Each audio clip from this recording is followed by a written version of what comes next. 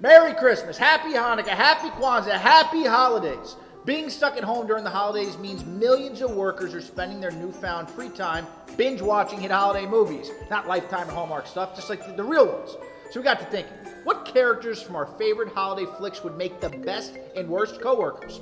Turn off your phone. So we voted, came up with 12 flicks. Here's the top 6. First film is Home Alone. The best character here is Kevin McAllister.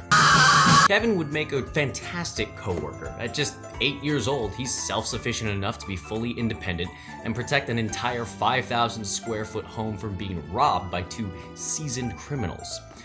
What? What happened? Sure, he's a bit of a smartass and has a distrust of authority, but hey, can you blame him?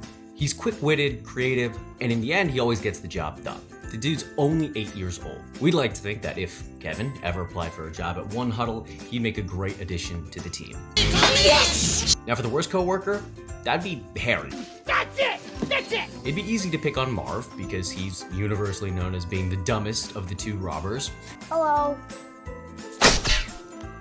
Ah! Harry makes a far worse employee than Mark. He only cares about himself. The dude is so selfish. He's quick to push Marvin under the bus at every turn. If Harry were a manager, we know he'd be the type to delegate all of his work to the unpaid intern and then blame them for when things went wrong. This might be controversial. The Grinch would make an amazing coworker. He's a self-starter, he's innovative, and when he's ostracized and made fun of, he responds by building his entire own home on the highest mountain in town, running it all himself, becoming best friends with his coworker and dog, Max, who he's very thoughtful toward. Think about the jobs in the future of work that require you to be a real self-starter and super innovative. Like the Grinch would make an amazing data analyst, a coder. The Grinch would be a fantastic coworker. Yes! On the other hand, you know who would make a terrible coworker? Cindy Lou Who. I know she might be the beloved protagonist of The Grinch, but she has no concept of personal space or boundaries. She trespasses onto the Grinch's private property, drags him to the Christmas fair, the thing he hates most in the entire world, and forces him to socialize with people when all he wants to do is be left alone. Can you imagine having a manager like that? That's why the Grinch would make an amazing coworker, and Cindy Lou Who would make a terrible one. Number 3 is Elf, and out of all the best coworkers you could have, Buddy tops the list. I love you! He's enthusiastic, he's motivated, he's friendly, and as an extra bonus, he's definitely the guy who's going to bring some sweet stuff into the office. Might have spaghetti and candy and syrup, but you know, every office needs someone who comes bringing treats. If you ever need a break, you can count on Buddy to be the one who lifts up your spirits. Just thinking about his enthusiasm when he congratulates the random workers in that New York coffee shop, that's the enthusiasm he would have for you and your work every day in and day out. World's best cup of coffee. Great job, everybody.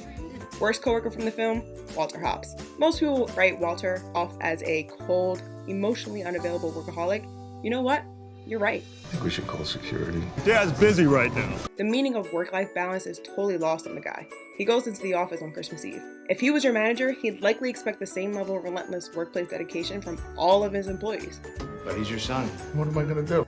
Maybe if Walter had better time management skills, he'd get everything done and still spend time with his family. Number 4 is Rudolph the Red-Nosed Reindeer, and the star of the show is the best coworker himself. Ready, stand up. Okay, Rudolph. Rudolph would never let the man get him down, even when Santa said he couldn't be on the sleigh team, or when Coach Common expelled him from flight school. Rudolph just took his losses as an opportunity to travel and make friends, basically just studied abroad. He's also extremely resilient when Santa needs his help to save Christmas. Rudolph was eager to come to the rescue, even when the other reindeer made fun of him and called him names. You know how the song goes. I'm sure Amazon would want Rudolph working for them this holiday season. Ready for the worst coworker? Santa. You should be ashamed of yourself. Now you might not have expected that. Santa says that Rudolph will never be able to join the sleigh team because of his nose, and he only recognizes Rudolph's talent and worth when he's the only option left. This would make Santa a horrible hiring manager because he judges people before he actually knows them. Sorry, Santa. Number 5, Jingle All The Way. Best coworker in Jingle All The Way, hands down, is Arnold. Not about to hit us, Santa Claus. In the end, I was outvoted by our team, and the best coworker has to go to the movie's only character who values giving more than receiving, 6-year-old Jamie. Thanks, Turbo Man. Jamie's kind, forgiving, and empathetic. And even though the only thing Jamie wants for Christmas is the Turbo Man doll, he gives his hard-earned doll to Myron so that his son will be happy on Christmas. How many kindergartners do you know who would do a thing like that? Jamie's a good kid, and one day we know he'll make an even better coworker. Who's the worst coworker? Neighbor Ted. Even if you've never seen Jingle All The Way, this photo of Ted creepily hugging Howard's wife gives you a glimpse into why we've chosen Ted, who would be the worst coworker. Sick world we're living in. Sick people. As Howard scours the city trying to find his son's Christmas present, Ted poses as a friendly neighbor, when in reality, he's just trying to hook up with his married next-door neighbor instead of spending time with his own son. This guy's so evil, he even has his own villain's wiki page. Jaime, show it to him. Final movie, A Christmas Story. The best, Mother Parker.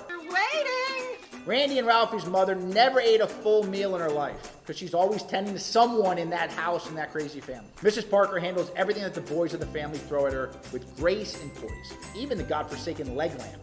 At that! She also makes an excellent HR rep, providing the counseling and maintaining an expletive-free workplace via the threat of a mouthful of a bar of soap. I see. Worst, Scud. What, are you gonna cry now? So help me God, dude had yellow eyes. Just like Ted from Jingle All The Way, Scott's notorious enough that he has his own villain's wiki page. Can you imagine having him as a colleague? He tries to intimidate his other coworkers and even sabotage their productivity. Maybe dude's mad that success doesn't come easy to him. After all, he has a few grades behind. So let us know who you think the best and worst coworkers are. Head on over to Twitter and Instagram to vote now. And if you want to see our full list of best and worst coworkers, go on over to blog.onehuddle.co. So now, from the whole team here at One Huddle, have a happy holidays. Happy holidays! Happy holidays! Happy holidays! From my family to yours. Happy holidays. Happy holidays.